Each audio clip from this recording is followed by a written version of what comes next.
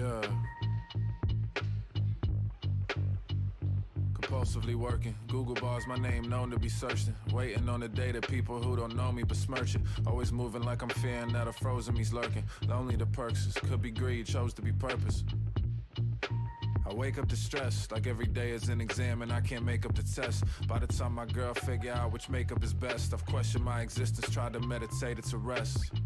Yeah. I win some, lose some, my skin done bruised some. They try and break it daily. I hit that snooze button, cause my awake is scary. I fear it every moment, don't encounter hatred rarely. Yeah, I know it's under the surface like waves of panic swelling up in my chest that I surfing. Found my home court advantage, still don't know where my turf is. Maybe the answer, stop searching. I know there's a place in time who gon' make some time for me, though. Yeah, gotta wait in line, but I'm in my prime, you see, so. Ooh, baby, don't you wait too long. I'm getting my impatience on. Can't keep singing you the same two songs, I deserve it. When the happy gon' come for me.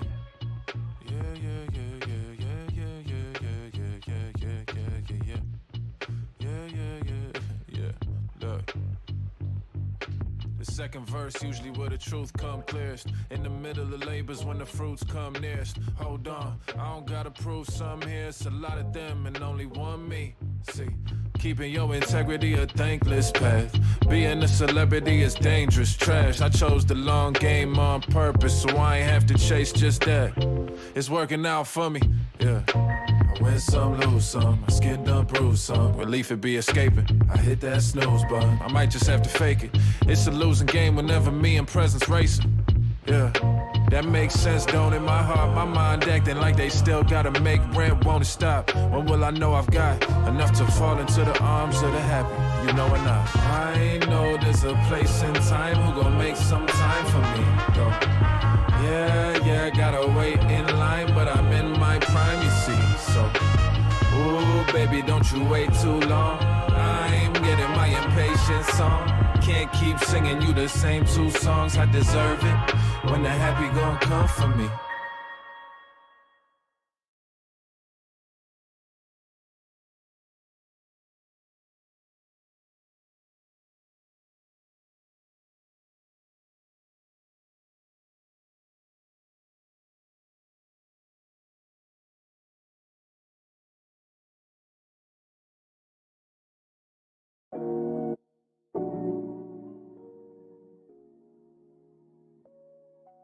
What's going on?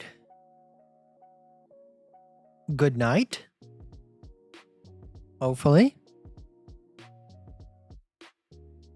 Been home for about maybe 45 minutes so far. Just perusing. Like I said, unfortunate at the moment. Just haven't been waking up early enough to like hop on in the mornings. So we're here. Hopefully still a preferable time for some people. Let's go ahead and jump into it. So we're still sticking with the clickbait titles when it comes to Bitcoin, which I wouldn't say they're untrue. But technically speaking, they are right now. Like I said, the clickbait titles are clickbait. If anyone wants to call me on it, call me on it. But plain and simple, as long as we are below the last previous major support. All right, right now it looks like a retest. We haven't come back above it yet. So as we're currently sitting, looks like we're coming back up for a test at about 26,900. If we fail to get back above it and stay above it, we will start descending down to 20K. And then hopefully from there, descend down a little bit further to 15.5K. I think it's likely. Especially now that we are officially past. Doesn't mean that I'm not like on the bullish side of things. If we get back above this level, we have a perfectly good ABC, and that would be a good DCA point. Like I said, I'm kind of switching up how I'm doing things nowadays. Shorting is for leverage, and then anything else I'll be doing on my spot portfolio, just to kind of keep a balance between the two. It gives me a little bit more leeway as well. So I'm not going to just immediately jump into a long as soon as we come past this. Maybe I'll give it like an extra % or two. I really don't think we have much further in this uptrend, or this is it. I do think a retest is likely. Like I said, I don't know if I'll call for like a super bearish retest, but I mean, if any indicator is, I mean, we had an ABC top, maybe we'll get an ABC bottom. I would love to see it. And it definitely would be a good fake out. I think as things are going down here, if we did break past 15K, I'm pretty sure you would see all over YouTube in the flip of a switch. All right, everybody that's calling for 43K now is going to be calling for a dump to 10K. Viably, as well.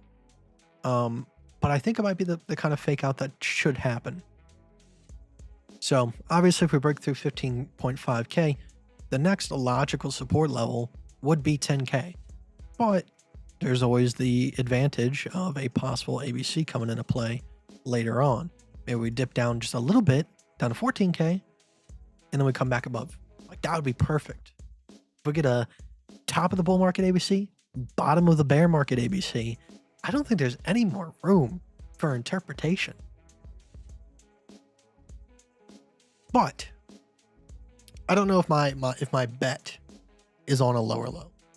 I think my bet is probably on kind of like an Adam and Eve double bottom retest, maybe even a slightly higher low off of 20K.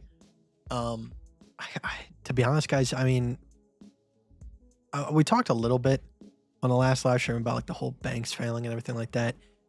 Although, like, I think that is kind of overhyped news because negative stuff gets more clicks. There is some truth to like the overall recession side of things.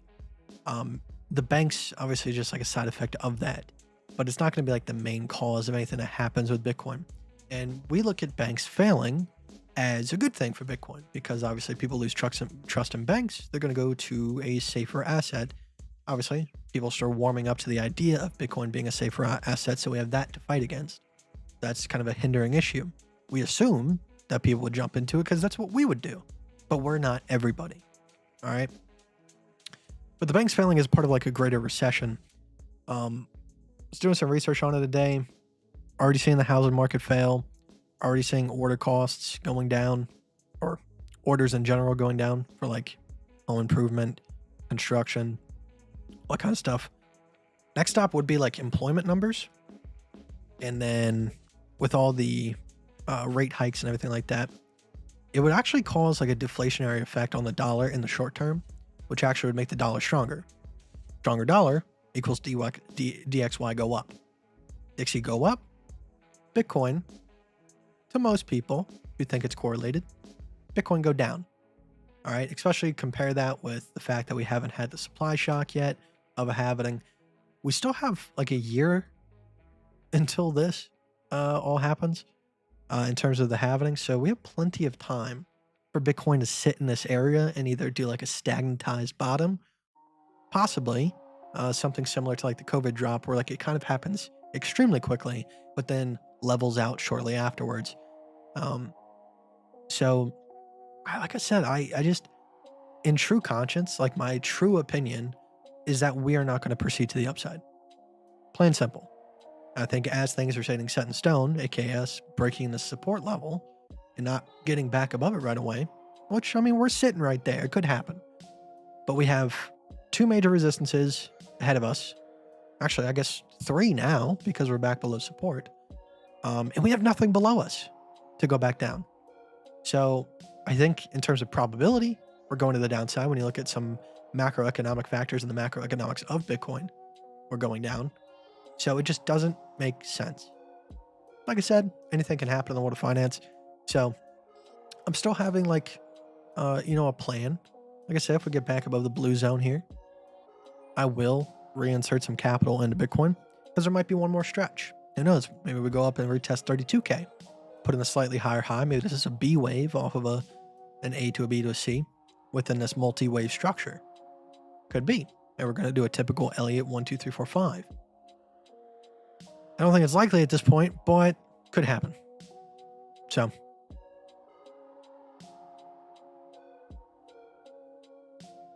I'm down to my last nicotine pouch of the day. I'm trying to like, so typically a pack would last me about a day. And I'm trying to like split that single pack into 2 days. So this is my last one. So I keep having to like put it in, take it out, put it in, take it out. Oh, my light turned off for some reason. I don't know when that happened, but I look like a ghost over here. Sorry.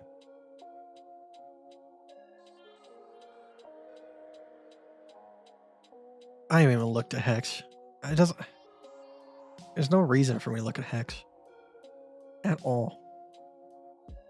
Holy shit. You are correct. I thought you were just talking about like the overall of the coin, but no, it went off a cliff. And that might have something to do with like the whole pulse chain thing, or pulse chain's coming online. What's the ticker for pulse chain? Is it not even on here? Anybody know the ticker? Dumponomics?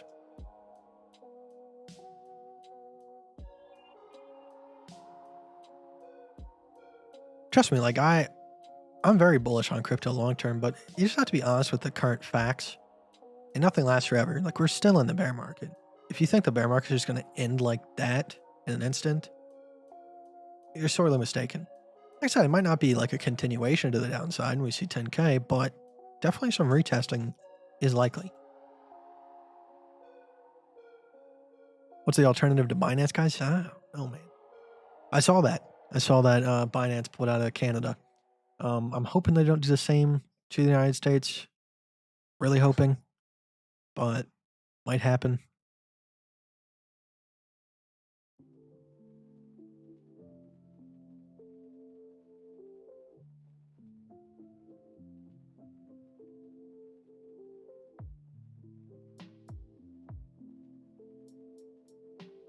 Well, at least my thumbnails aren't clickbaity.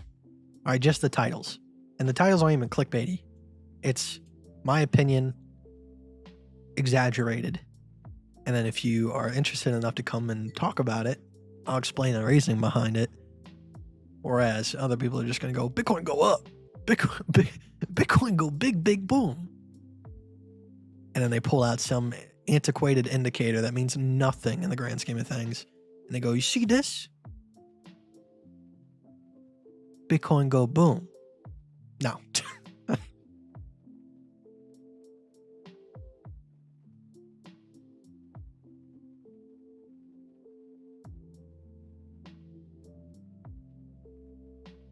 Here, let me give fish some food real quick. I'll be right back.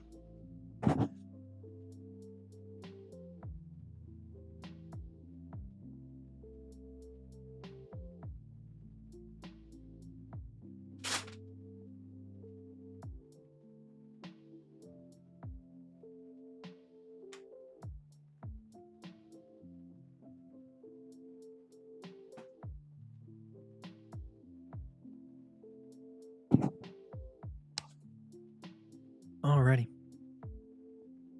Dude, this hoodie is one of my favorite hoodies I have. My 3 favorite hoodies is my Ryan Carveo hoodie, which is black, the BMW hoodie that Johnny sent me, which is black, and then this one, which is white. And it's been a while since like I've been able to wear this pretty comfortably.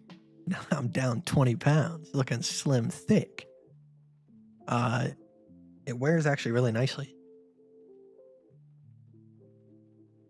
I won't lie, I did splurge a little bit today. Got Raisin Canes. All right. My whole thing is like I'm doing the meal prep thing, 6 days out of the week, and then 1 day of the week I get to choose, a restaurant to go to, within like a $10 to $15 range. Just so I'm not going crazy with it. And then if I want to go to a fancy restaurant, I'll just wait. I'll just skip that week and then go next week. We're taking to this next level.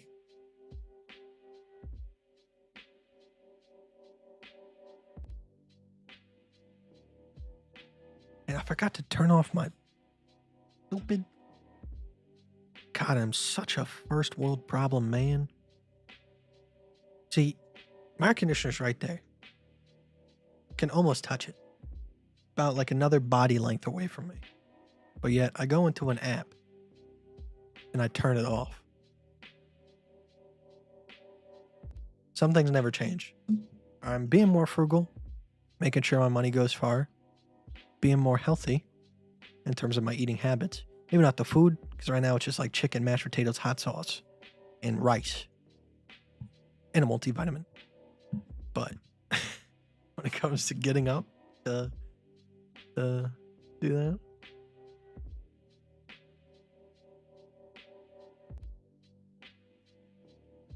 Ethereum is currently sitting above its ABC position. So I mean, that's all good to go. I mean, that is a good hedge position. Like I said, if BTC comes up a little bit further, that's a good hedge position. And technically, it did. Well, these lines are always a little bit off. Let me make sure I shape them up a little bit.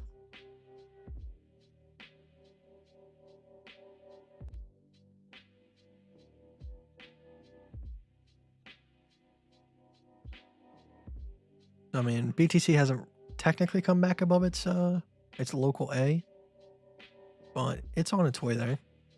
I mean, if you guys are antsy, if you guys are in the different boat, if you think that we're really going to go up, like I said, there's definitely a chance for it. We have the ABCs, but in all likelihood, it most likely will just be a retest of 31K. And then from that point, definitely going to see some downside.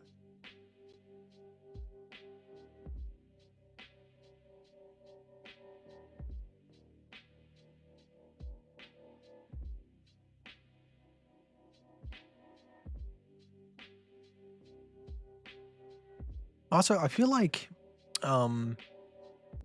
cheat days after a month or two of doing intermittent fasting actually helps you lose weight quicker. Because there's truth to it. So whole like eat breakfast type thing where like it gets your metabolism going is true and false. All right. Super high carb, sugary breakfast, not going to get your metabolism really going. All right. But there's truth to it that like if you're eating a consistent, 1,500 calories a day, your body's going to shift to a point where it's using 1,500 calories a day. It's going to slow your heartbeat down. It's going to slow all your metabolic processes down. So if you incorporate like 1 or 2 cheat days where you're upping your caloric intake, it helps keep your metabolism slightly higher. And when you're in a fasted state, your metabolism also goes up. So best of both worlds, keeps you happy and also keeps the trend moving in the right direction. So usually what happens is like I've watched a lot of different like other side of the spectrum, like bodybuilder videos where they're talking about like cutting, and they actually increase their carbs when they hit kind of like a hurdle where they're not losing any more weight. And sort of the similar type of thing. But right now I'm a little bit of a transition period, so I was eating breakfast typically, or not breakfast, well, yeah, breakfast, break fast, around like 2 p.m. And now I've switched that back to like 7:30, 8 o'clock. I'm definitely like, I'm getting hungry around 2 to 3.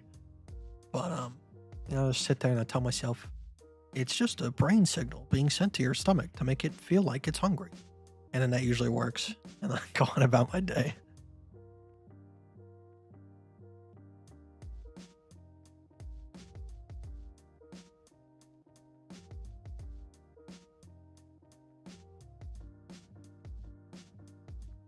So Bitcoin no go boom? I don't think so. We might have one more boom left. Like I said, when we have a good ABC on the board, Ethereum already kind of testing the waters on whether or not that support's going to hold. So, I mean, there definitely could be one more run to the upside. Like I said, maybe testing around 31K. But I don't think it's going to go much further than that because we're probably going to hit this resistance. Price is going to slow down, start trickling up, try to push past this resistance. And then even if it does get past it, we still have this major resistance. So it's fighting 3 resistance. All right. Go ahead and mark this orange. Add it to our resistance levels. All right. So we had this previous resistance, this new one, and then obviously the old one from over here. Now we have 3 resistances with only 1 support really holding us up. It's like an aggregated level. Obviously, there's the 2 supports here. I mean, if you want to kind of like find a middle ground, maybe we're already above that. Doesn't look like it to me.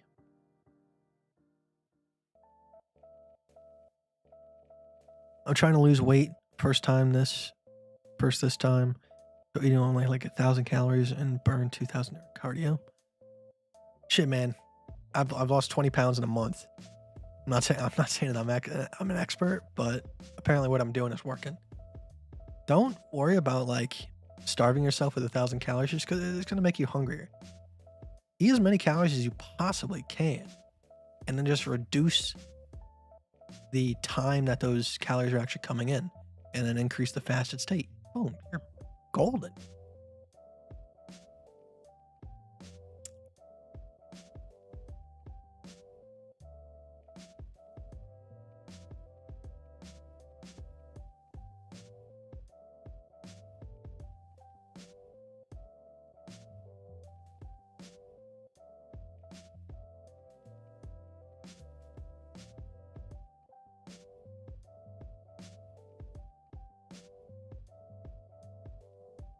Yeah, during the fasting thing, I've definitely seen a lot of people talking about black coffee with butter or just tea.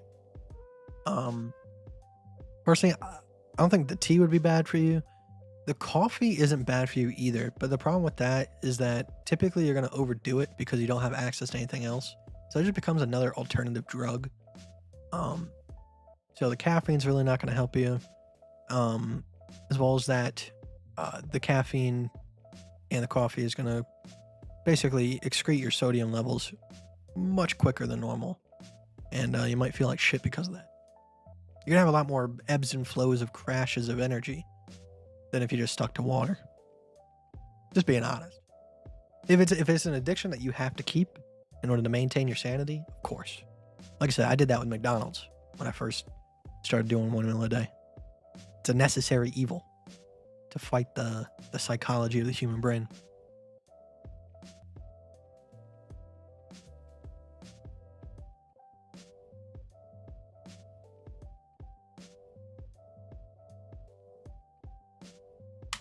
Like I said, I think people have like this misinterpretation of, like, you look at like a family member who, when you go to like Thanksgiving, they put down food, but yet they're like super skinny, super muscular.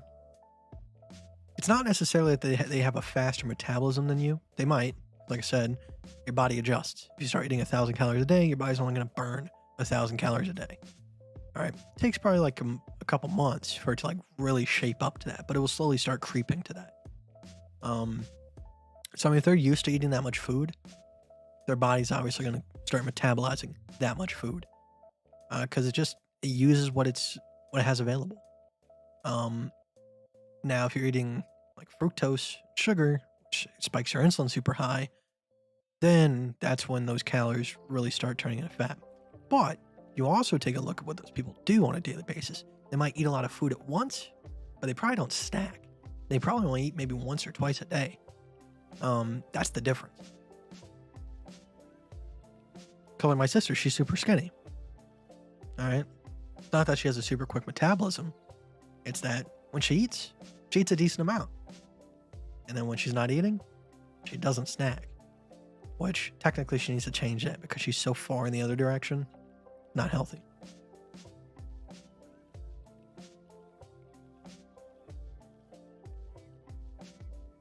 See, the in the obesity code, Dr. Fung talked a lot about the Atkins diet because it works off the same principle. If you prioritize mostly proteins and fats, you're not increasing your insulin enough to really cause any negative side effects of like obesity. But the problem with it is people don't stick to it. All right. One, because it still keeps the habit of you're eating 5 meals a day. So you're still constantly spiking your insulin. And then people start falling off the bandwagon. With intermittent fasting, you don't have to give up food. You don't have to like restrict what you eat. You don't have to go with keto crust at a pizza place, which doesn't taste as good. So then you're not having as good of a time. You simply just reduce the amount of time that you're eating So therefore the insulin can go back down.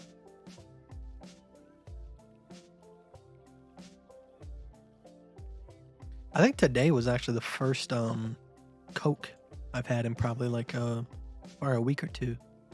Only reason why I got it was because when you order a meal from Raising Cane's, if you get a water, you're actually just wasting money at that point. So, am I playing the long ABC, Kite? Yes, but I'm not leveraging. I'm just going to DCA into it with like the little spot portfolio that I got going.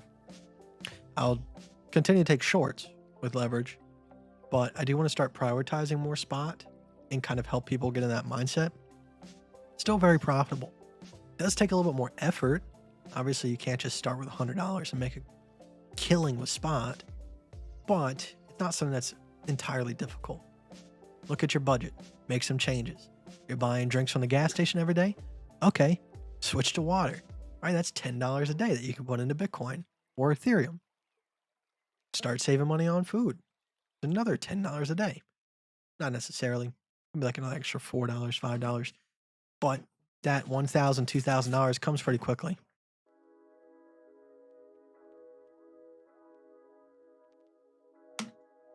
So I've done with a little spot portfolio that I got going on is during this period over here, I was putting roughly around like $10 a day over the past month into Bitcoin. So a little $300 spot portfolio. I set up a sell order once we went back below the support. So if we go down here, you're just not, the problem is that we love Bitcoin. We love what it stands for, but yet we're not trading it in that way. We're still looking for US dollars.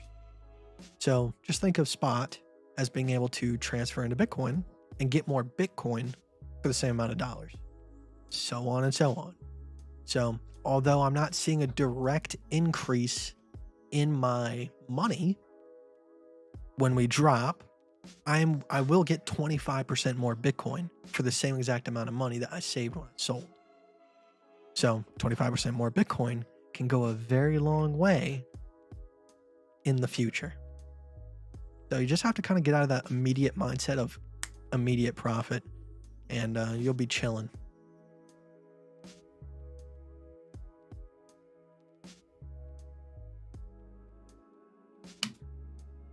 Raising Cane's is amazing.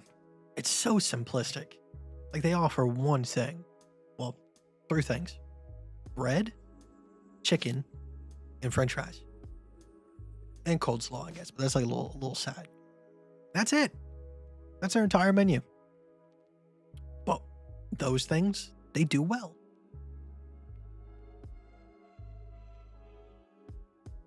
Quality over quantity.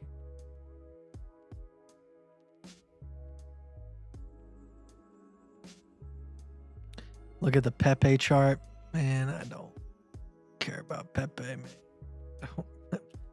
And I don't care about Pepe.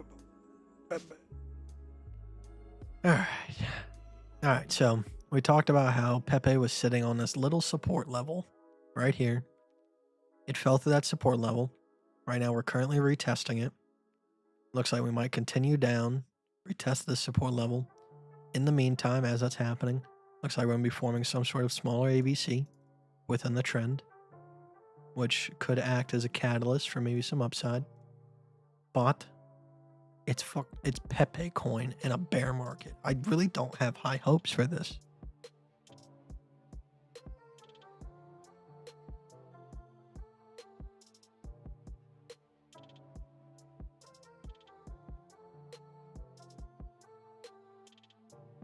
How's your portfolio doing, Kite?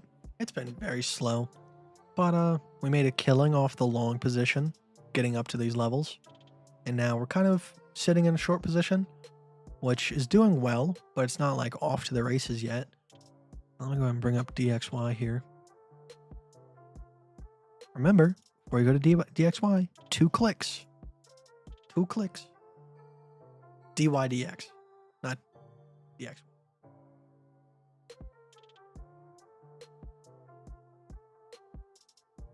Throwing my password off screen so you can't see how many characters it is. Not even a lot in this wallet. It's just the wallet that I use for DYDX. No, it's not like you're going to get a lot if you get into it. But I put like $80 in this wallet So far, we're up $100 on this. And I've actually made 34 cents off of funding. I really like how DYDX does their payments for funding. They do it every single hour. They just show you straight up. And then on the position screen, it shows you net funding. So I'm positive in funding.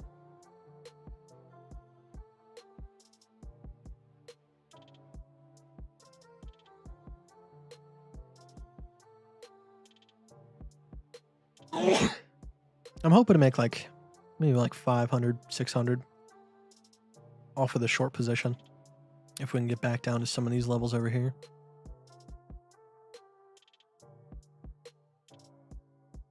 You ever look at diagonal channels or support levels, or just the horizontal ones? Just horizontals.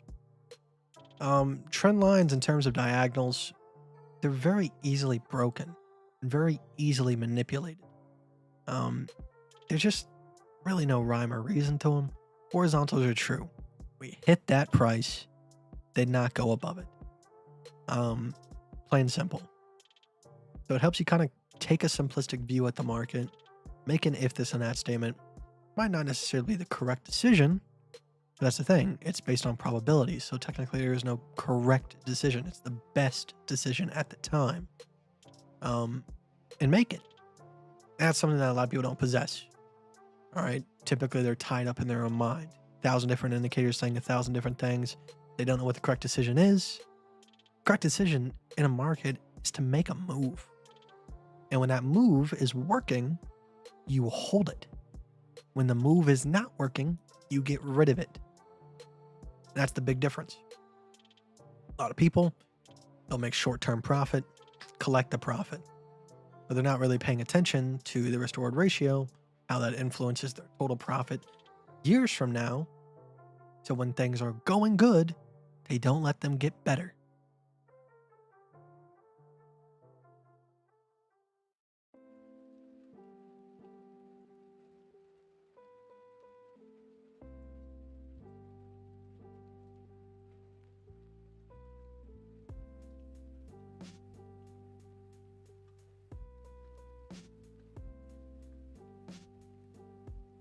Hey man, where did you get your music to avoid copyright issues? So the song I always play in the beginning is always copyrighted because I like to play music that I like. But during the stream, Airwing Marine, he's actually a Tarkov YouTuber. Airwing Marine, all of his music is non-copyright. It's very basic music, but it's nice to have.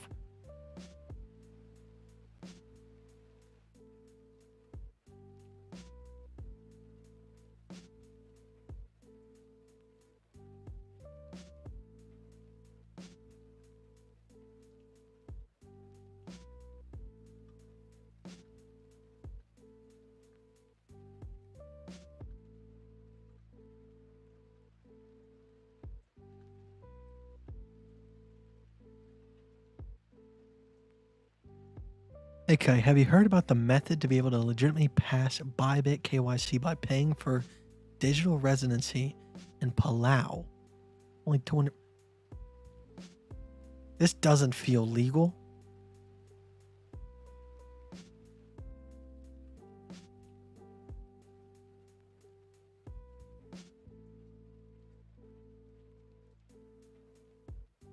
This is basically like buying a plot of land in Decentraland. And then basically getting a driver's license in a virtual world. This seems illegal. Pull.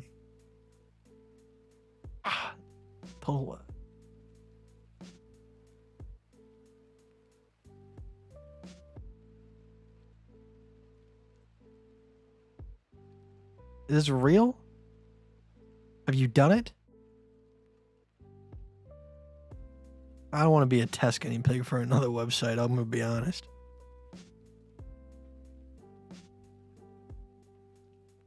You're issued an NFT. It is buying a plot of Decentraland. No shot.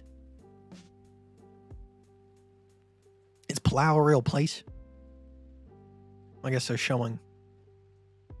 Seems very sketch.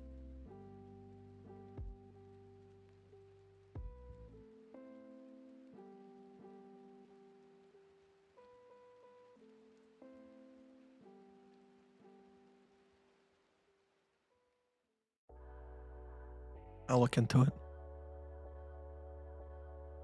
If that's the case, I think we're going back to Bybit. I need someone from our group to verify this.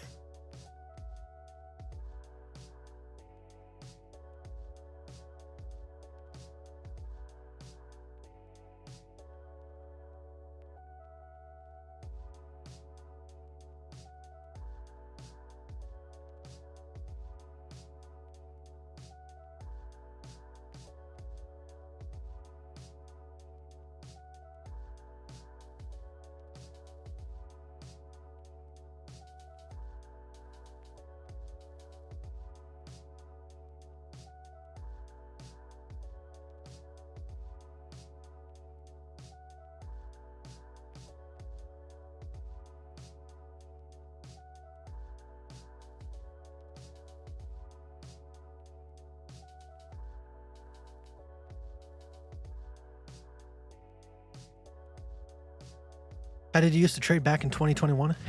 Bybit.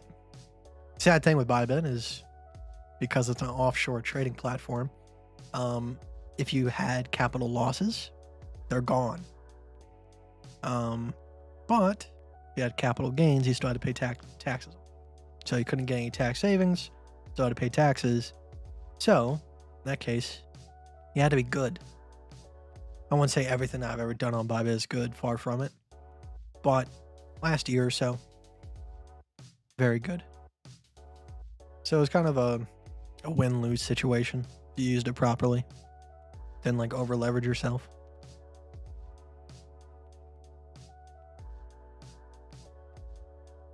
I've been trading on Bybit since 2018. So it's very sad. Very sad that my entire life has been taken from me. And if a stupid NFT plot of land is what it takes to get back, I don't know if that makes me more upset or relieved.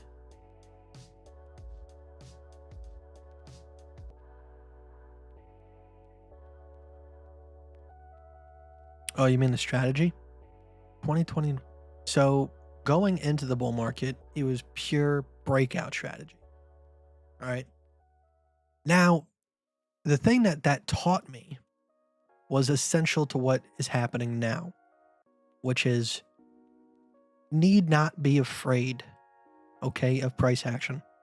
Instead of taking a little bit of profit when the market goes your way, you wait and you be patient and you wait for the correct time to take profit. So going into the bull market, this obviously was the major resistance. Once we broke through this, I took a long breakout trade, set up a small stop loss underneath. And the main difference is I didn't just like take my profit once we had a good jump. I waited. So I waited for the market to go up. I waited for the market to pull back. What that did was tell me this is the next resistance. I let the market tell me what the next resistance to take the breakout trade was. Once we got up, I took the profit off the original trade. And then if we got above that line, I took the next one. And then we continued up right here. Market pull back, market come back up, take profit, take another breakout trade. At that point, it started to switch more towards kind of these larger pullbacks. And we started working more with Elliott wave. Elliott wave, the typical correction form in Elliott wave is ABCs. Once we started spotting that, it was more of playing the supports and resistances methodically with just good risk and then continuing to keep the pace up. As we got towards the top of the bull market, that's when I read the whole harmonic Elliott wave, a case for modification. And it kind of helped me see things in a different manner in terms of everything is an ABC, even the 1, 2, 3, 4, 5s. So traditionally in Elliott wave, you have a 1 to a 2 to a 3 to a 4 to a 5. But if you really look at it, 1, 2, and 3 are within a trend line. 4 typically will break that trend line. And then 5 is typically the retest of that trend line. So in actuality, you just have 1, 2, and 3. So as long as you caught the bottom of the previous ABC, regardless if this is in 2 or 3 segments, it's all 1. And then you set up your ABC line. And then we just focused on only ABCs.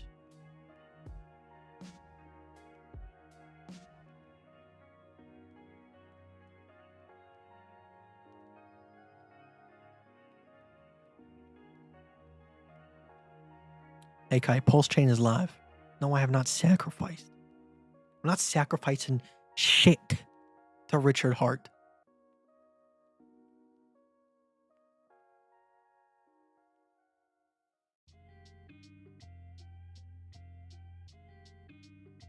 They mail you a legit ID.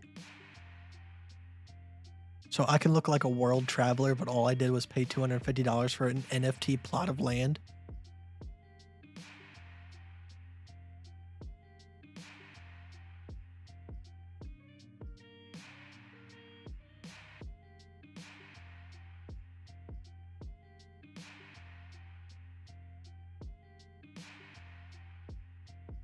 How did you take the profits into BTC and transfer to Cold Wallet? I would simply turn the BTC into like EOS, send it to my Coinbase wallet, sell it, pay the taxes on it, transfer it. I haven't been the goodest boy when it comes to that. Far from it. So, Uncle Sam does want more money. But hey, he'll get his money when he gets his money. Can we be neighbors in Palau, Kite? Absolutely not. All right. In real life, I want a close-knit neighborhood where everybody knows each other and shares casseroles. But in NFT neighborhoods, I'm taking it all. No one's going to live next to me. All the NFT land is mine.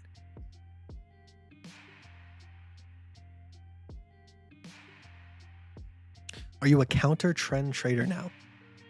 In a way. So say for example, with like the ABC that we had down here. All right. It's not that like I'm hoping that the trend will shift. It's that I'm seeing an opportunity where it might. So yeah, counter trend trading. So I take the long and then I ride it out. I think I rode it out until we formed some of the ABCs up here, which grand scheme of things, probably could have held on to it for a little bit longer. Not gonna lie. Once we started tapping against like this resistance here, things got iffy. And then we hedge it. So the main thing about my strategy is the hedging, whether it's through leverage here and spot here or both leverage. If they're both leverage, you do have to have separate accounts on some platforms. Good old Bybit, we could have done it on the same platform. That's what I miss. But yeah, that's the whole thing. People think that with hedging, you're not making any money. I've said this a million times. It's not that you're not making any money, it's that you're not making any new money and securing the money that has already been made. So I run through this example setup a million times. But for example, let's say that you take a short position off of an ABC that looks like this. Okay, so you take your short position from here, short, okay? And then the market starts dropping, all right? And then we get down to here, and then the market forms a decently sized, well-structured, easy to see long position. So then you go ahead and hedge. You take a long position from here. So people see this, they go, I don't like that. Because now I'm not making any. The perfect scenario that people want is that they want to short from here, take profit here, long from here, and the market go continue. They want to be able to capitalize on every single little move that happens to an accuracy that's just not possible. So instead, know the limitations of being a human being that doesn't have precognition. All right. So let's say that you already made $200 on this drop. And then once this long forms, you create an equal sized long position that if the price was to return back up to where you took your original short, Maybe it's at $220 worth of profit. So what you did was you already made the money on the short, and then the long covered your ass because we don't know where the market is going to go. And then now if it breaks above that short position gets stopped out, you're continuing to make money to the upside. If the long position fails and we continue dumping, you continue to make money to the downside. Now, you ask, well, how do I cash out of that? Well, it's a matter of patience. It doesn't always happen perfectly this way, but let's say the market comes back up to here and we form a decently sized, well-structured, easy to see ABC. You now take the original short position where the market was telling you that it was weak. Now the market's telling you that it's weak here. So then you transfer this position down and compound it. Whatever the new profit of your account can be incorporated into the new margin size of the new position. And then from there, you have shortened the range where you're not making any new money. Money has already been made, but you're not making any new money. And then you continue that forever. There will be times where it's a sad scenario where you don't get a long position and things shoot back up. There will be times where you get a short position and a long position, but you don't get an out position before this starts taking off to the upside. Sometimes you get all three. That's the law of the land. Very simple and methodical thing. Combine that with spot trading off of good support and resistance, you're golden.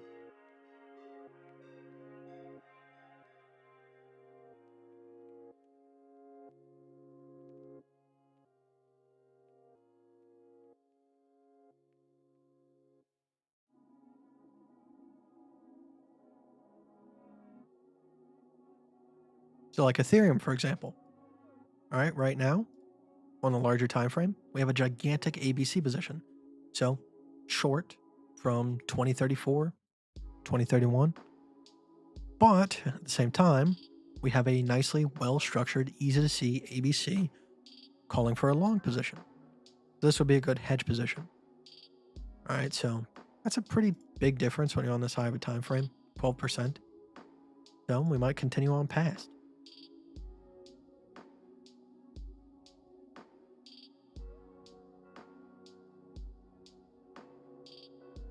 What do you mean by equal size?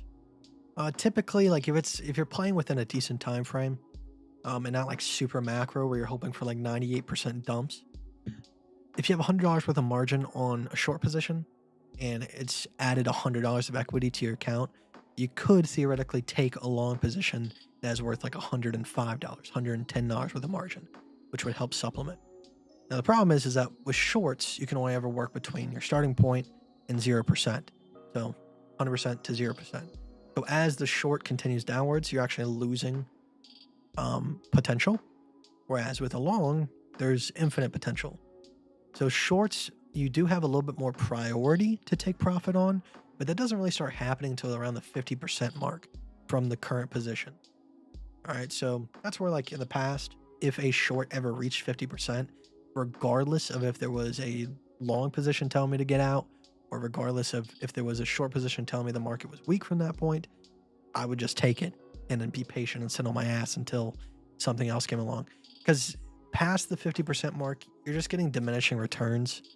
You need more price movement for the same amount of percentage, where with longs, you just don't need that. You can hold it infinitely. Minus funding, if funding is really eating away at your profits. But typically that's not going to. What's the alternative to hedge trading? Be a market chaser who's trying to take advantage of every single little dip and dive and uptrend and trying to predict the top and predict the bottom, catch the knife, stop a rocket, like that's the alternative. I really think that hedge trading, although boring and aggravating for some people, in the grand scheme of things, is the most profitable. You could have really good runs. Don't get me wrong.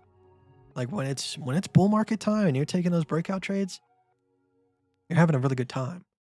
But in markets like this, the other 85% of the market, you don't know exactly what's going to happen. We can look at the supports, we can look at the macroeconomics, we can make a guess. We can slightly lean towards that bias, but you're never certain. I'm sure a lot of people didn't think FTX was going to fail when it did. Right, but the only reason why I took the short position from FTX was because we had ABC.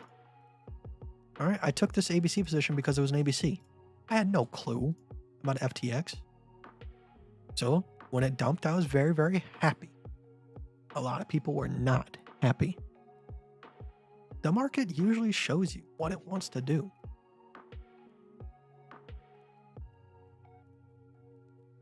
I mean, the bull market as an entirety, although like looking back on it, I wasn't I definitely was regarding this ABC and looking for a pullback, but a part of me, because I was still moving into the mindset of ABCs and making it my core being, part of me really didn't believe that the entire bull market would end in ABC, to be honest. Like, it just felt like hubris if I would have called that out. But it did. So, which the NASDAQ 2008, this is the NASDAQ company, it's not the index. In 2008, it did the same thing. Boom, bada bing. Big downtrend. Lots of sideways price action. Slight pump. Sideways price action. Then we started the trend. This is very similar to what I think Bitcoin might do. Okay. Or we're kind of just going to go sideways. But within the range that has been set. So this is where I think our sideways price action is going to take place. From here to here. Like, that's where I think it's going to happen. We might see one more lower low off of this level. 15K, 15.5K. But again, like, it's a part of me that, like, if I am to call that, it feels like I'm saying the ABC strategy is the best strategy that has ever existed, and we're going to end the bear market in an ABC, which just historically isn't true. This isn't true. None of the bear markets have ever ended in an ABC. So I doubt it. But definitely a higher low of some sort, or maybe a double bottom. That's why I'm saying, like, 20K is like where I can comfortably put my money where my mouth is a retest of 20K. Anything past that is a gimme, and I'm very appreciative of what the market has to give me. But that's all I'm really expecting, honestly.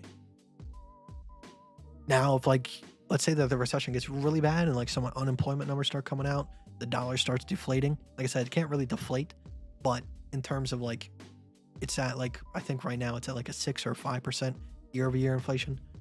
If it gets back down to like a 1%, 2%, and we still haven't really hit the halving by that point, then we might see the dollar become more powerful. Therefore, it kind of like skews it, and then maybe we could see a bigger dump. But all that has to happen in order for Bitcoin to really see a decent dump.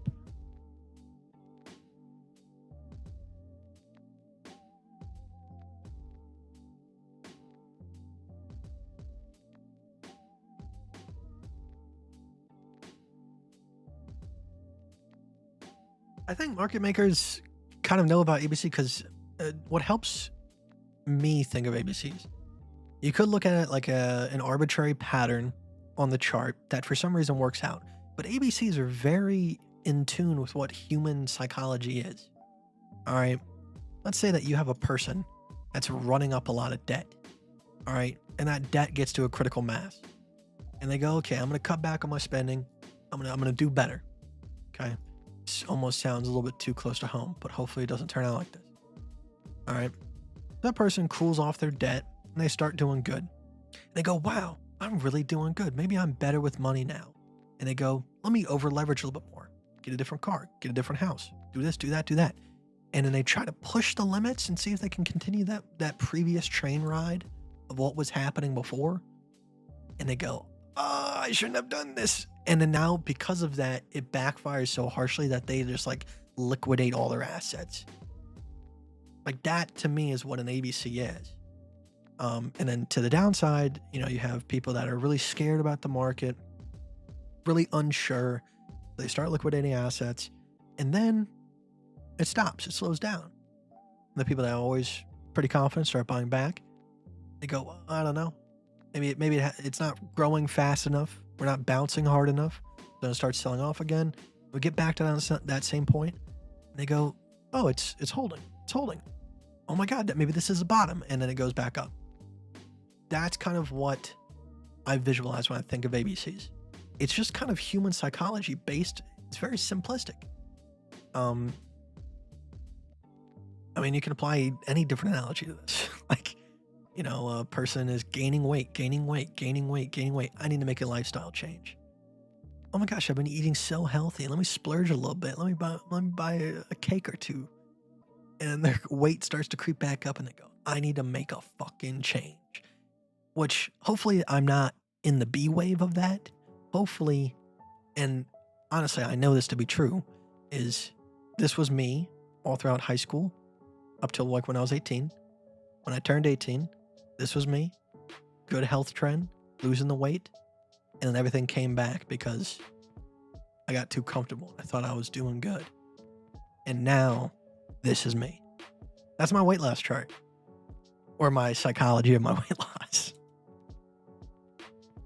That's what, like, that's why I think ABCs, regardless of if it's a trader inside secret or whatever, are always going to be there because it's built into our brains.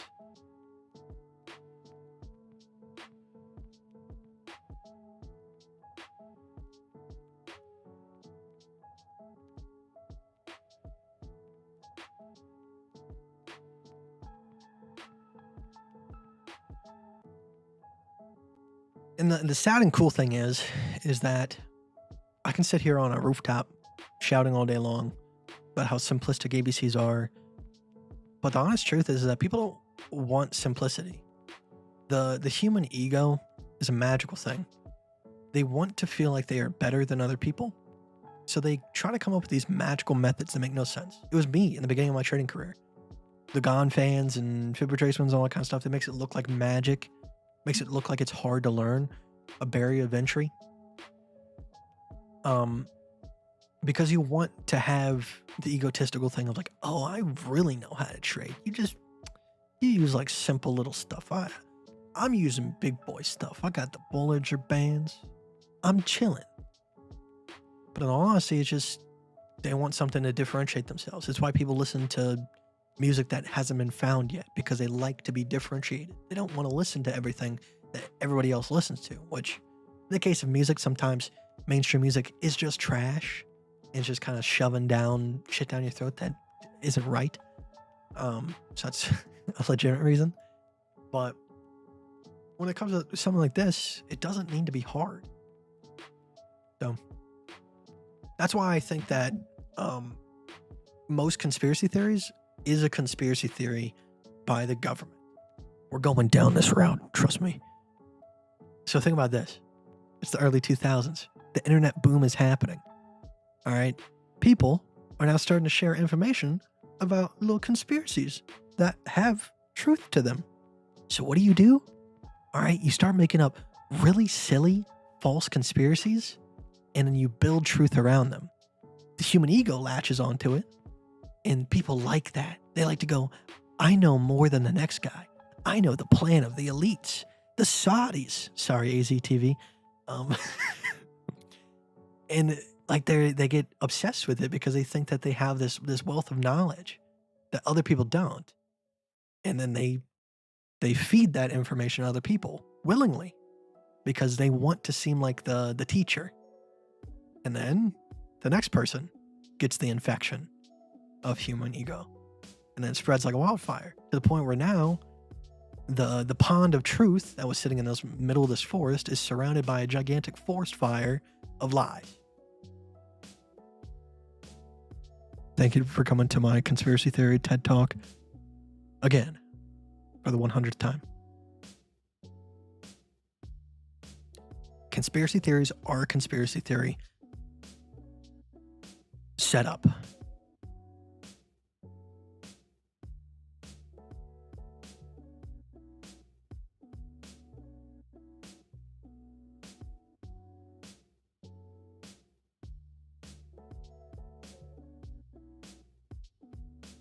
What time frame do you look for ABCs on?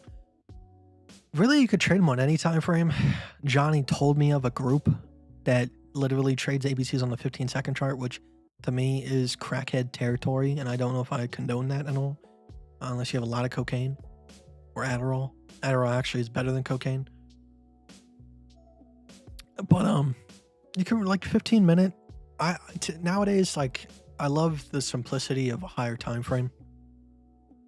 There's less worrying involved.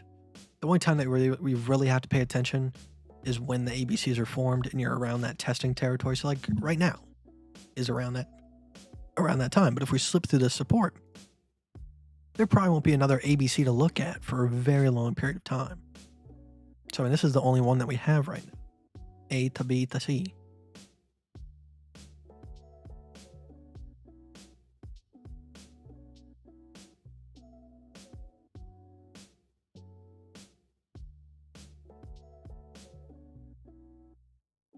$15 is a macro time for these.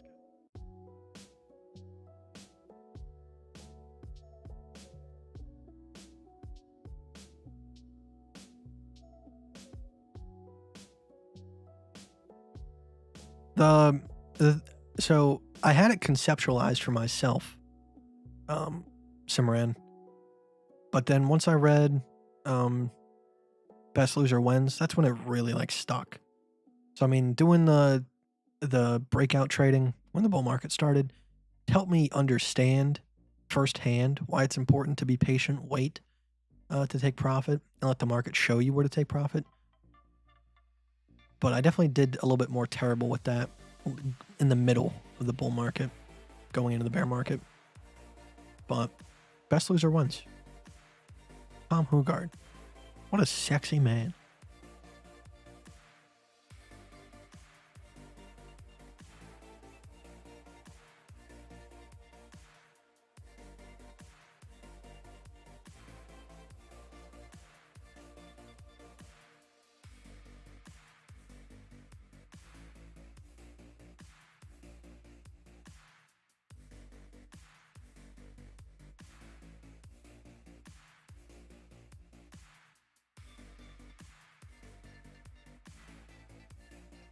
Imminent open mouth thumbnail. I felt good tonight, knowing that like I only have like 3 meals prepackaged in the fridge, which I've kind of gotten it down to like exactly how much I need, but it makes a lot of food. Like I've really underestimated like how much the money would go at the grocery store. Honestly, eye-opening.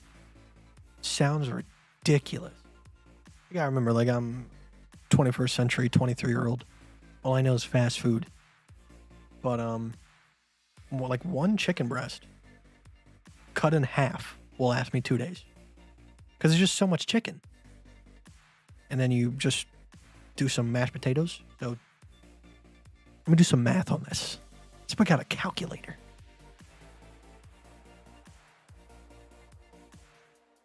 All right, so if I stick to my current diet, except minus the 1 meal I get a week, where I can spend a little more money. So it cost me like $15.50 for 6 pieces of chicken. That will last me 12 days. Like I said, 1 piece of chicken cut in half lasts me a day. So it got me 6 slabs of meat. I forgot how many pounds it was. I think it was like 6 pounds, 7 pounds. And then it takes 1 bag of potatoes for 2 days. That'd be $6 for all 12 days. So $6, and then times by 3. Boom. $64 a month, pretty much. Actually, less than that, because that's adding 6 days to the end of the month. So minus 6 days worth of that money. And then you throw in like a $20 bottle of multivitamins. But that multivitamin bottle should last you like 2 months. So boom. I don't think there's a lot of calories in it. I know the potatoes have a lot of calories in it just because they're just a bunch of carbs. But like even if you ate 2 of these a day, that's still only like $120 a month for one person. And you could change it up. You can get ground beef or something to have like to mix it up with the different proteins. And I'm sure it would probably be just as cheap. That's my plan. I told Johnny, I'm doing bear market meals. Okay. Throughout this next bull market and this bear market, I'm going to learn how to cook some different meal preps. And then once we kind of get the signal that the top is in, I'm going to start putting videos out on bear market meals. All right. Because no one's taken that YouTube name yet. I swear to God, if one of you guys take it so that I have to buy it from you to get the rights to it, I'm going to be pissed. So please don't do that. And then, I'm going to start putting out videos. Help people save money that way. Food has honestly been one of the biggest expenses in my life. I mean, shit, on my DoorDash account, it tells me that I've saved $4,000 through Dash Pass. Do you know how much money you have to spend on DoorDash in order to save $4,000? It's at least $20K. No way. You're right. I should go make the channel right after this. Or someone's going to steal it during this live stream. You said, what about drinks? Water from the fridge. I have a little dispenser. So obviously utility bills. But water that's being ran through a filter that you pay through like the county. Obviously some places where train cars go off of rails, you might not want to drink that water. So maybe you have to factor that into your cost. Well, I was drinking Liquid Death, just canned water. You can get 2 of them for $3 at the Wawa. But I was getting 4 a day. So that's $6 a day. That's $180 a month on water. Or if I just buy a $20 water bottle and fill it up, you're honestly making money. I can actually drink more water from this.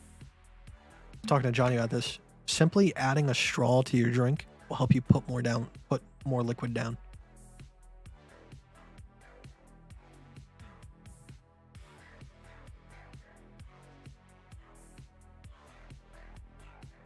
So, I mean, I was spending probably like $2,000 a month on DoorDash for like 2 years. And then I went from that lifestyle to 1 meal a day, McDonald's to Chipotle, to now meal prepping. Not even a juice or something? No.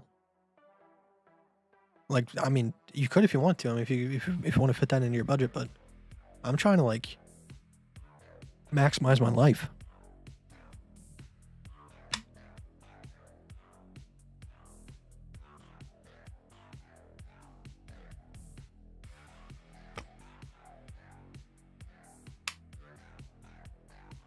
I'm telling you, like, if the main barrier to cooking for me was being able to do proteins. It was incredibly hard for me to cook steak or chicken and not ruin it. But you spend $150 tops. So an upfront cost to get a sous vide, which includes like the vacuum sealer, the sous vide, and like a container to cook it in. And boom, bada bing, you can make perfect anything, anytime. It's ridiculous. I don't know why people are sleeping on it. It makes stuff too easy. You can make perfect chicken, perfect steak. I haven't tried to like sous vide like ground beef or anything like that because I feel like ground beef just throw it in a skillet, cook it though it's good. I'm not debating whether or not something is healthy. I'm simply doing what makes sense for the finances. So like, how cheap can you get and make sure that you're still getting enough food? Hire a chef? That'd be the most useless chef in the world. I would like chicken nuggets, please. Once a day. And that is it. $5,000 a month, please. That's what he would say to me. I can do that myself. I can cook chicken nuggets myself.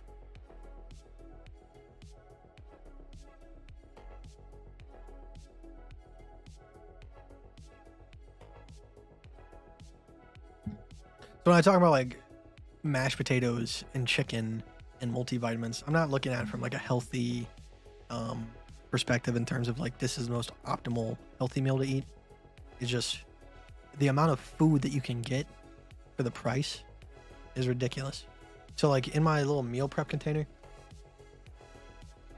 I usually put, it's actually kind of disgusting how many forks are in here. I usually put like the mashed potatoes and the chicken on this side, and this side is where I usually put the rice. But I think I might switch the rice out for Greek yogurt, which Johnny absolutely, like, he almost threw up when I said Greek yogurt. Listen, Greek yogurt, like the vanilla Greek yogurt, like French vanilla Greek yogurt, slaps. You put that on like an oatmeal patty, it's almost like a cake. Tastes so good.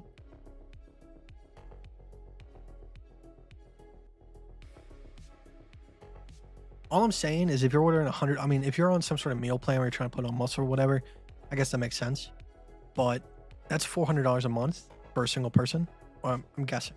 You might be able to feed your family with that. If you're feeding your whole family with $100 a week, I guess that's viable. But I'm not saying do chicken and mashed potatoes, but like do find a bunch of different recipes. Like I was able to get my cost down to under $100 a month for food. So, and that's a lot of food. Granted, I am doing kind of like 1 to 2 meals a day. I have kind of switched a little bit where like if I'm feeling extra hungry that day, I'll eat 2 of the bowls that I make, but I'll do it within a very compact window of maybe like an hour back to back. So I'm still like getting plenty of fasting time, but getting more calories. I only did that the other day. I haven't done it anytime since then. I don't think that's going to be something I continue. So I am eating 1 meal a day, but if I had to guess, there's probably like 1,200 to 1,500 calories in a single bowl. Like just a guess. I don't know if it is or not.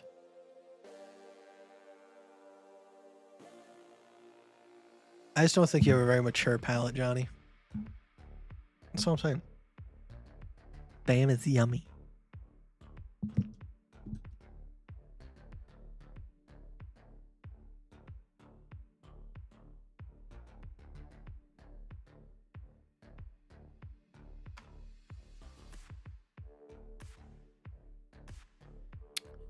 I'm gonna buy a scale for the kitchen, but not necessarily to like weigh out everything and get the macros and all that kind of stuff. But more importantly, for like measurements to make meals. Like Joshua Weissman on YouTube, he measures everything in grams. I don't have anything to measure anything in grams, so probably have to do that. I just go to my local smoke shop. How much weed you gonna be measuring with this? No. Baking powder. In honey. Is what I will be measuring with this.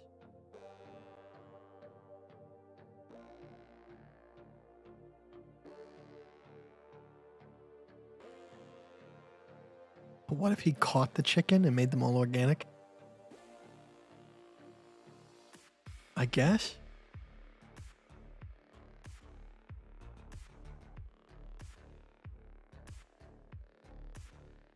Oh, smart scale for weighing myself. So I could put myself as an ingredient? I don't know if I want to cook myself.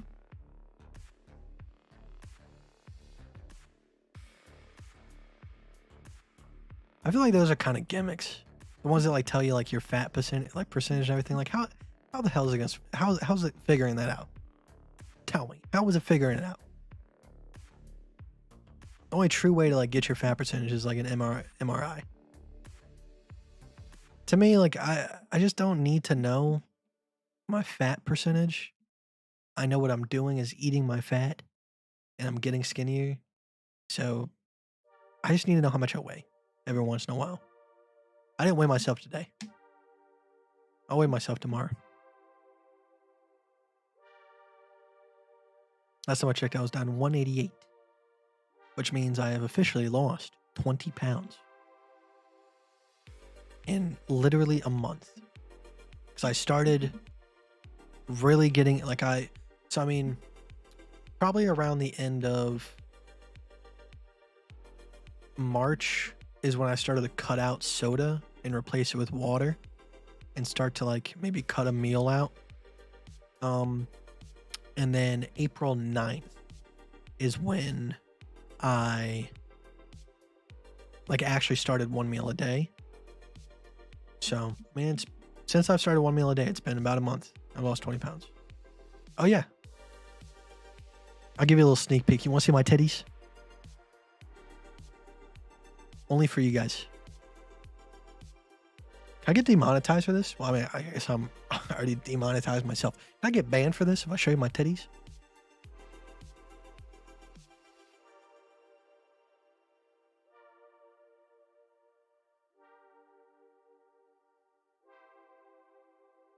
This is back when this is back when I had a good camera. Look how good that camera is. I miss that camera. I miss the quality of the camera. I don't miss a $4,000 camera. Like I said. Okay, it's not the same hoodie. Close to it. Same. I mean, it's still Adidas. I mean, all right. Where's my titties at? So there's my back. All right. Listen, I'm always sitting in a chair, so you guys don't really see it. All right, but I was chubby, man. So a lot of people would look at this and they would go, "Man, you got nothing to worry about. Like you're fine." It's not a matter of like, was I too big? I can visibly see on my body that I was too big. You see the stretch marks? Well, I mean, I don't know how good the stream quality is coming through. Like I have stretch marks like underneath my armpit here, on my back, on my love handles, on my stomach. So my body's visibly showing me that I've grown to a size far beyond what I should. So that's the point. It's not about, looking good. It's about how you feel. And this person that you're looking at was not feeling good. I'm feeling a lot better. And I hope that will continue. But this is the video that will be uploaded alongside, like, probably, I would say 3 months from now, when I'm officially, like, I've gotten all the fat off that I think needed to come off. I'm not going to go down to like a dangerously low weight. I'm not like shooting for the 120s here and trying to become a skeleton. I'm shooting for like maybe 155, 160. And then start working on calisthenics and try to get a little bit more muscle mass, get a little more toned. Johnny, don't you ever say that to me again. What about after? Like I said, the after will come, but I'm still in the middle of it. I started at like 207, 208. I'm down to 188. So, like I said, once I get down to like 155 is probably when I'll do the after. Which, I mean, I don't believe I'll keep on the same pace. It's not like I'm going to lose another 20 pounds this month by the next 12th of... What? June? If I do, I guess. I don't know. My thing is, like, everybody's bodies is different. You might be doing 1 meal a day. You might want to lose 10 pounds in a month. I also did do a 5-day fast. That could have helped a lot. But some people would look at that and go, 20 pounds in a month? That's dangerous. Okay, it's dangerous if, like, you're feeling it. All right? If you lost 20 pounds in a month and you're feeling deathly ill, low energy, can't even get out of bed, probably a sign that you're doing something wrong. If I've lost 20 pounds a month and I feel fantastic, literally every 15 pounds is a bowling ball that you have lifted off your body. So far, I'm carrying around one less bowling ball on my kneecaps. So I feel good about that.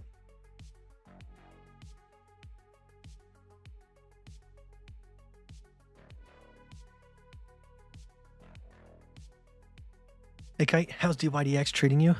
Treating me pretty good. I haven't had any problems with it. I haven't gotten any pop-ups telling me that they're going to ask me to KYC or whatever. So, like I said, we've had a couple people that said that they got those pop-ups. Simply comes down to being an adult. Takes 2 clicks to turn on a VPN. No excuse. And then you log in.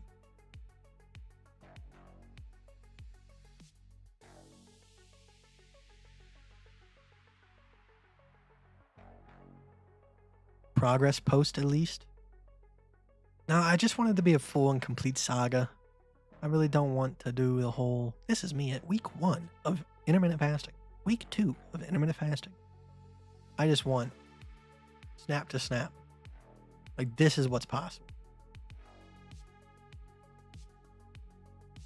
Yeah, you can't hedge. You could hedge between coins. You can have a short open on BTC and a long open on Ethereum. Which could be more beneficial because Ethereum tends to move higher percentages. Or you could have 2 accounts, 2 wallets linked. Technically would mean double the fees, but it only takes like $10 maximum most of the time. Sometimes the Ethereum fees do go up in order to transfer over a good amount of money. But if you're trying to transfer $10 on the DYDX every day, can't do that. Not viable.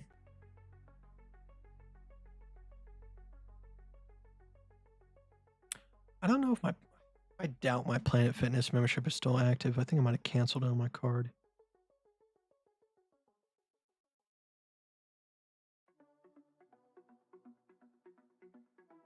Technically, I do have membership.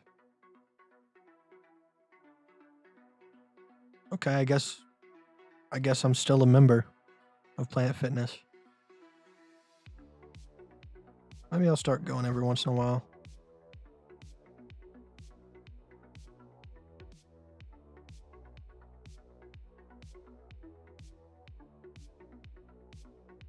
Hold on. I'm going to send a picture to Johnny so that way I can pull it up on Discord and then show you guys. So, I was doing my door dashing today. Just having a good old time. When I pull up behind this car and I read its license plate. Now, there's 2 different types of people in the world.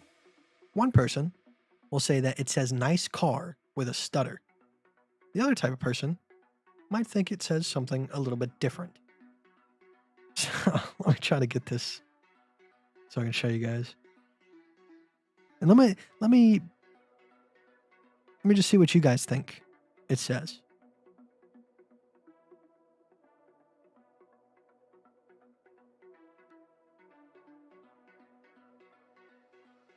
How do you export?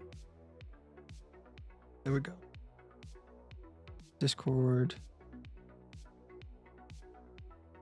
Direct messages to Johnny.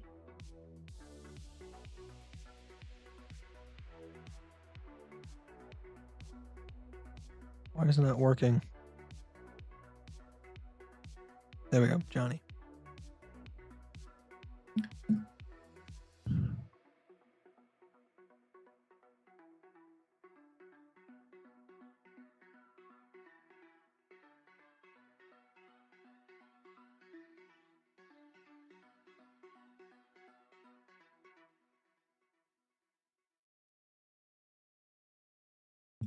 What does that license plate say?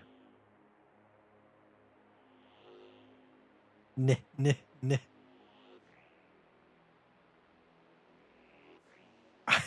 I don't know if he honestly thought this was a good idea. I feel like this man is going to get shot one day because he was trying to say nice car or something.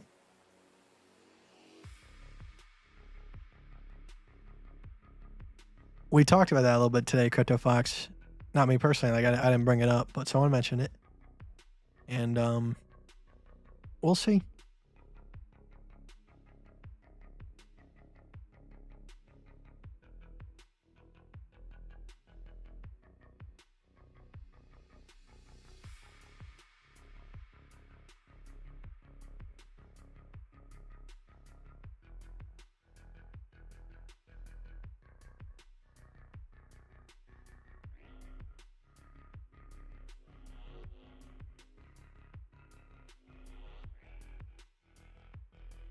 Now, unfortunately, like I didn't get a look at who was sitting in the driver's seat.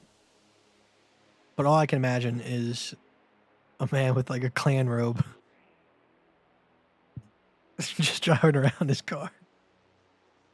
Can you imagine? Just some guy, some prisoner that's forced to like stamp license plate in prison is that he has to stamp that one, and he's like, these motherfuckers. I swear once I get out of here, I'm gonna find this license plate.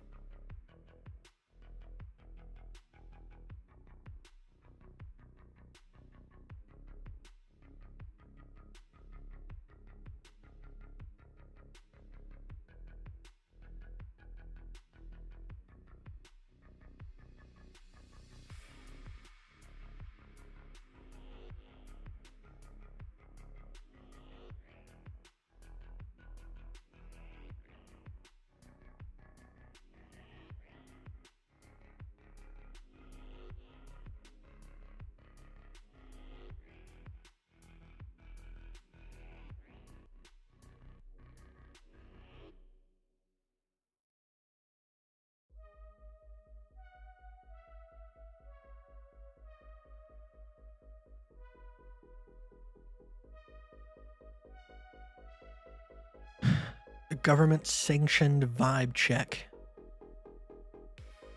must be adhered to.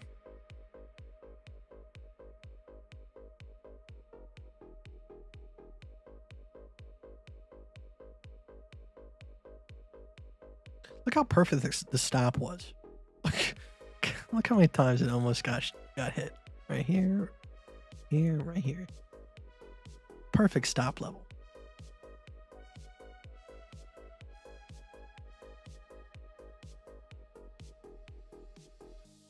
Any new games? No, not really. Been playing No Man's Sky, which is like an older game. Might get back into Risk of Rain 2. That was a really fun game that me, Johnny, and Monk all played for a while. It's just unfortunate there's no like new content that's going to come out for it. So I doubt that they're going to make a Risk of Rain 3. I think the studio got bought.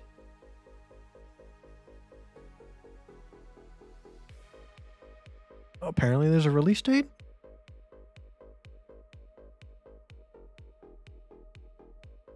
Nah, it's probably just a...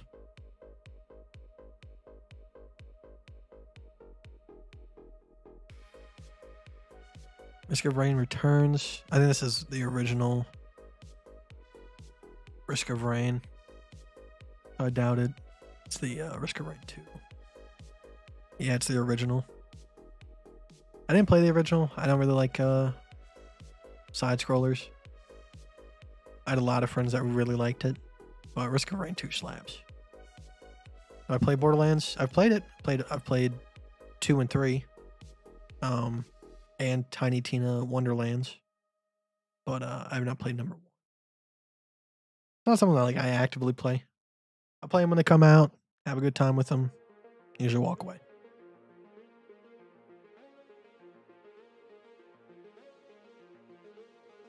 I also need to do like a full playthrough of Anno 1800. Anno 1800 is just such a large game and it gets so complicated so fast. But I really need to like settle down, like put my ADD aside and do a full playthrough.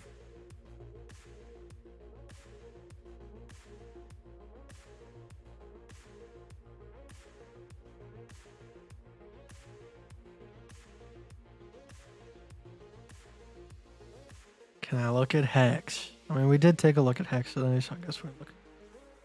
I don't care about Hex.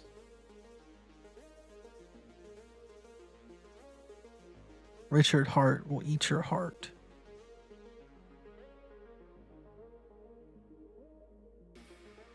Fell off a cliff.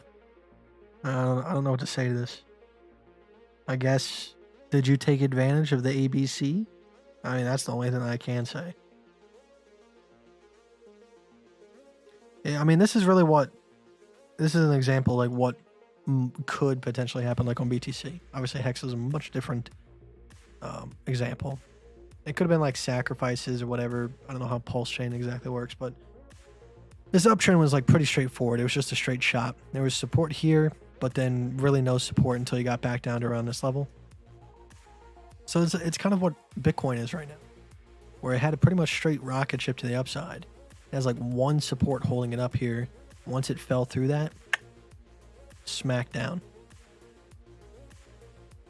I'm late. No more buy, but you are hella late. You're hella what? Man, you're like 20 days late. Yeah, no more Bybit. Well, maybe. Apparently, you can get a digital NFT plot of land to Palau, and then you trade your crypto coins. God, what has happened to the world? Like, what is happening? What is going on? If it works, I guess. An NFT plot of digital. Am I the only one that thinks that's insane? That something like that is real? I mean, come on. How far do we have to take this?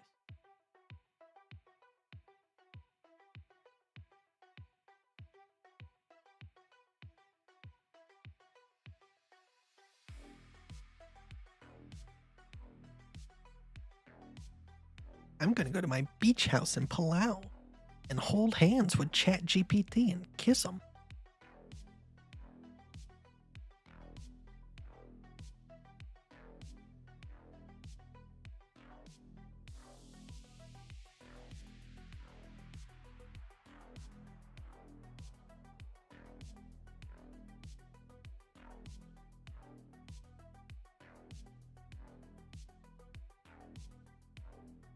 I have no clue.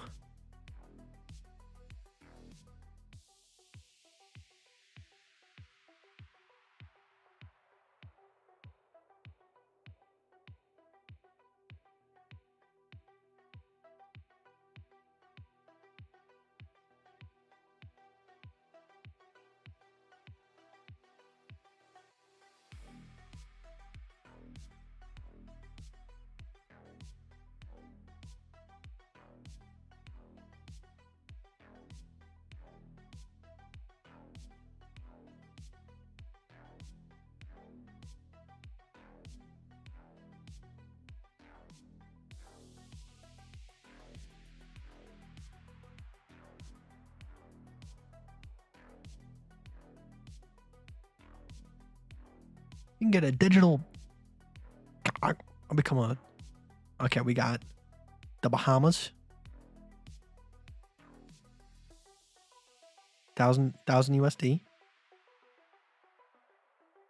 So, it says work remotely. How do you get that? How do you get past that part? Caymans? Ooh.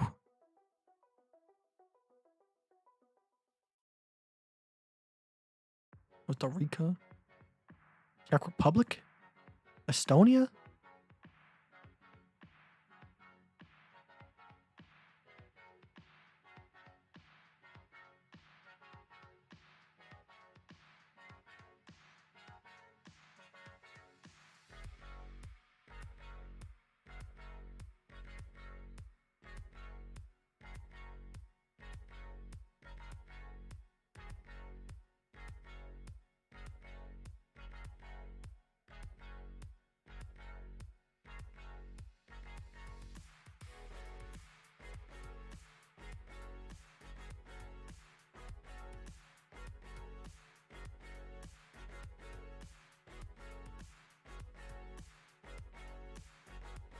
So, proof of employment, copy of birth certificate. I don't have that. I don't know what my birth certificate is.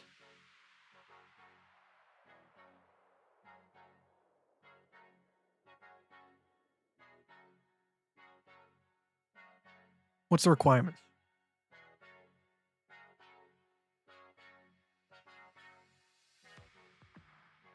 Do I have to pass a test? Do I have to know how their government works?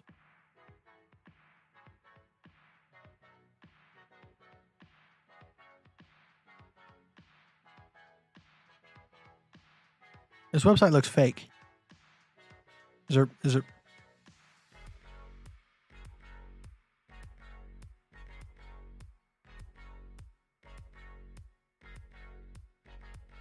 How do I know which one to use?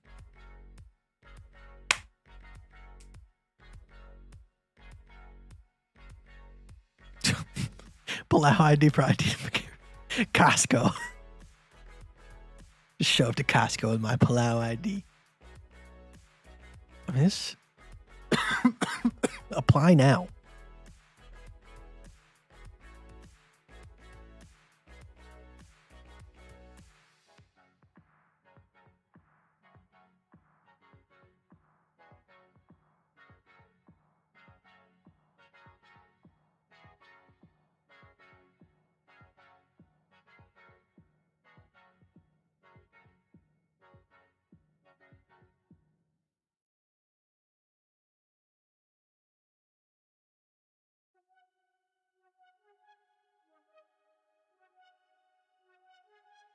I'm gonna use my burner email, just in case they sell my info.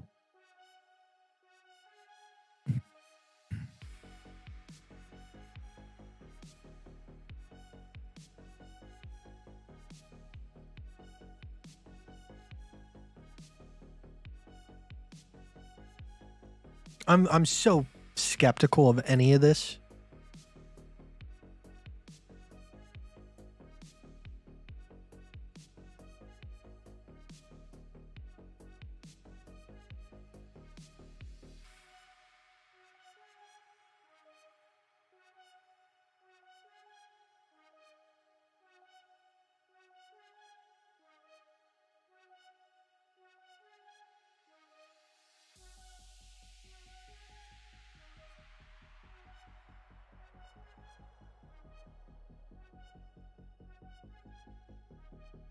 So, correct. 1 year is $248. 5 years is $1,000. 10 years is $2,000.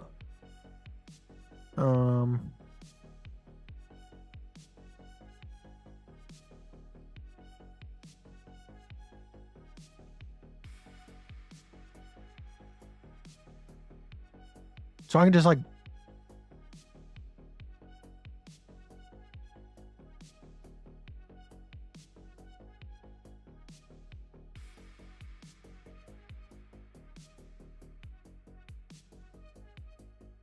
It asked me for no information. Just straight up. Hand us money, we hand you ID.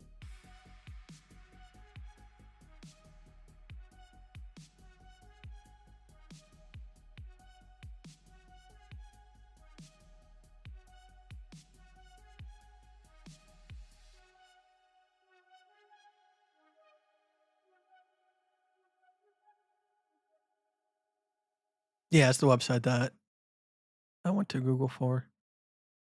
I don't know, man. Maybe if we make a fat stack off of this run of crypto, maybe I'll take the leap of faith and spend the 250 and see what happens. But because I don't want other people to get burnt. But I mean, if people are already using it and it works, I do like the idea of going back to Bybit. I like Bybit, but I don't know.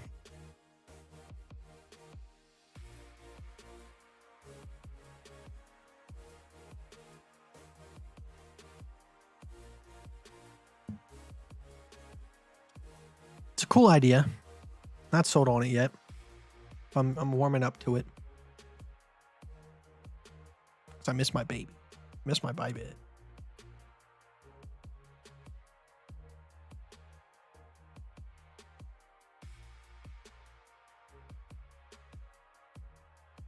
Hold on. You know what's gonna be a red flag? Let me go back to the website again.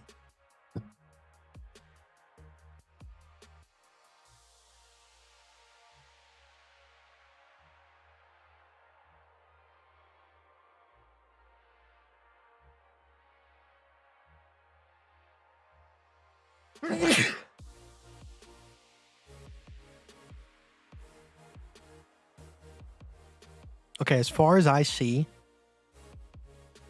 there's no affiliate program. So that adds a little bit of legitimacy to it. Affiliate programs on like Bybit makes sense because you're going to pay the fees anyways. So the affiliate just really like helps an actual person and not a company get your money. But if this had an affiliate program, that's where I would get weird. What do I have to? Okay, application process.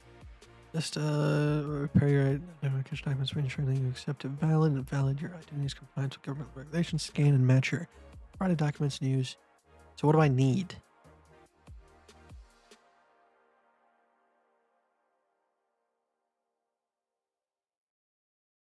Do I need like my birth certificate?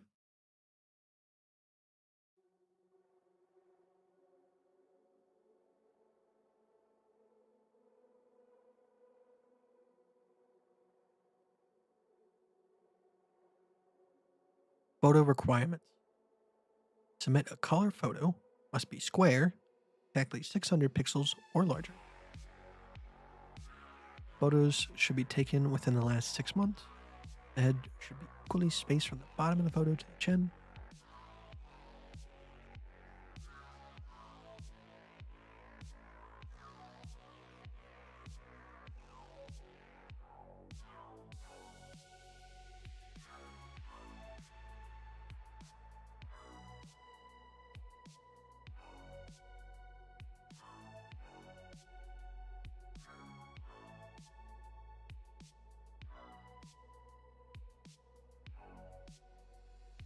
Okay.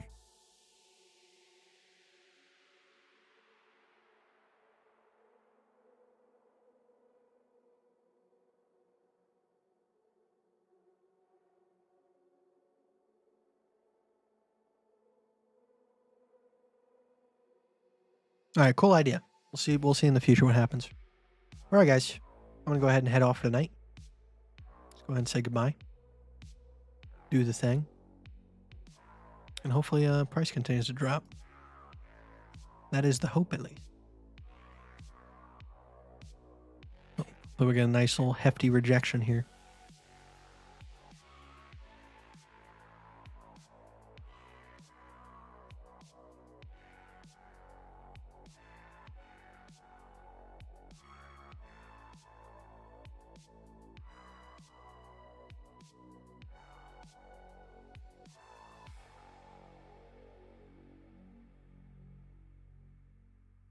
Can I cash out my crypto in Palau?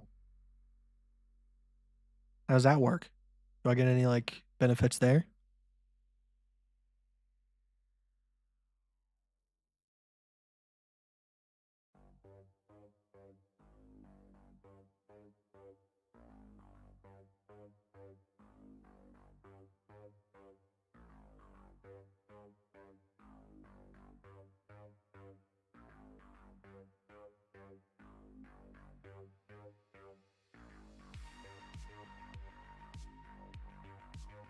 But okie dokie. I will see you guys maybe tomorrow, maybe the next day. Depends on what time I get back or whatever, and how much price has really moved. Whether it's worth talking about or not.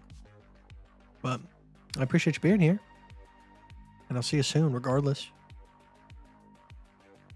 Do what thing, homie? The thing. Must have not been here for really long. This is the thing.